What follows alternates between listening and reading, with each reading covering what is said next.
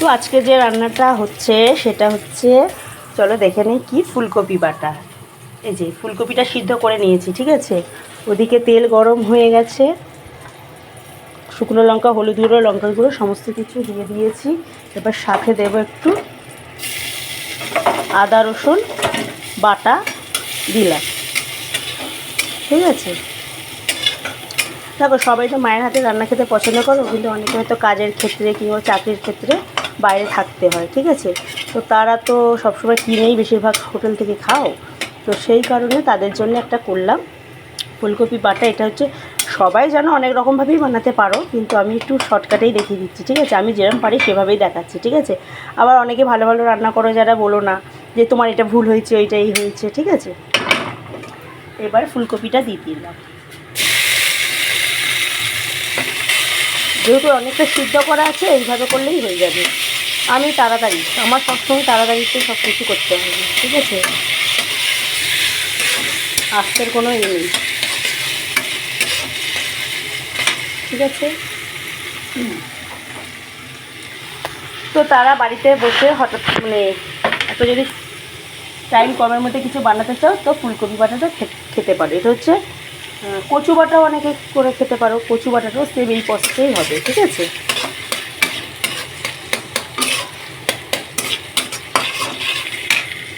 ঠিক আছে, পরিমাণ মতো হলুদ গুঁড়োটা আমি দিয়েছি, ঠিক আছে। যদি আমার একটু কম হয়ে গেছে, বুঝতে পারিনি ভিডিও করতে গিয়ে না একটু, তো যদি বাই চান্স যদি ধরো সেটাও শিখিয়ে দিলাম, ধরো একটু মশলা কম হয়ে গেল, কাঁচা জিরা অথবা কাঁচা হলুদ দিলে দেখবে একটা গন্ধ ছাড়বে কাঁচা কাঁচা, সেই কারণে একটু তেল গরম করবে, ঠিক আছে। তেলটা গরম করে তার মধ্যে এই একটু জিরের গুঁড়ো আর একটু হলুদ গুঁড়োটা দিলাম, হলুদ গুঁড়ো একটু কম হয়ে গেছে। সকালে রান্না প্রায় কমপ্লিট, ঠিক আছে। কিন্তু এইটা আমি বানাচ্ছি তার কারণ হচ্ছে এটা আমার খুব ভালো লাগে, ঘন্টুর বাবারও ভালো লাগে, কিন্তু কী বলতো কপি বাটা ফাটা এগুলো না, বাটাগুলো গরম গরম না খেলে একদমই ভালো লাগে না, তো সেই কারণে এটা করলাম। সকালে রান্না হয়ে গেছে, এই যে ট্যাংরা মাছ দিয়ে বড়ি দিয়ে ঝোল করেছি, দেখতে পাচ্ছ না মনে হয়। এই যে ট্যাংরা মাছ দিয়ে বড়ি দিয়ে ঝোল করেছি, ঘন্টুর বাবা নিয়ে চলে গেছে। এটা ঘন্টুর বানিয়েছি, ঠিক আছে। আর এইটা এখন আমার হচ্ছে একটা, তো যেহেতু যেমন ঘন্টুর বাবাকে দিয়েছি ভালো করে শুকনো করতে হবে, হ্যাঁ। ঘন্টুর বাবাকে দিয়েছি পেঁপে সিদ্ধ আর হচ্ছে ওই মাছের ঝোলটাই দিয়েছি। ও আবার ট্যাংরা মাছ খায় না, ওকে কাটাপোনা মাছ দিয়ে বানিয়ে দিয়েছি। ট্যাংরা মাছ খায় না, ছোটো মাছ যেগুলো কাঁটা আছে সেগুলো খায় না।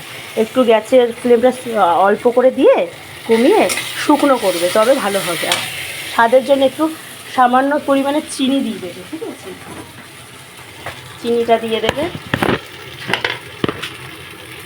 যাদের ভালো লাগবে না দিও না, যদি ভালো লাগে তারা দিও, একটু চিনি হালকা করে দিও। আর অবশ্যই যদি থাকে লেবু যদি থাকে, পাতি লেবু যদি থাকে, সেই পাতি লেবুর রস একটু দিয়ে দেবে।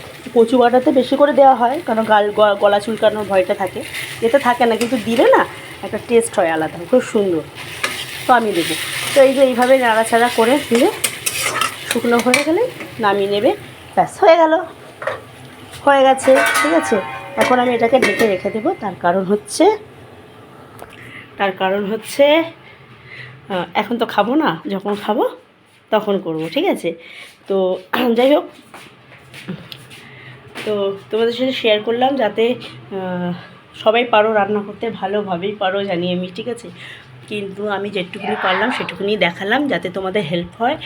অনেকেই একঘেয়ে খাওয়ার খেয়ে খেতে অনেকে বিরক্ত হয়ে যাও, মানে সবার কথা বলছি না, যারা একা থাকো তাদের কথাই বলছি, বা যারা পারো না তাদের কথা বলছি।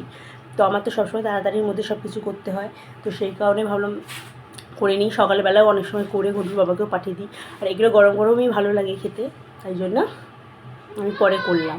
একটু গ্যাস হয়ে গেছে, গ্যাসের প্রবলেম হচ্ছে ঘন্টুর বাবার, তো তাই জন্য দিলাম না আজকে।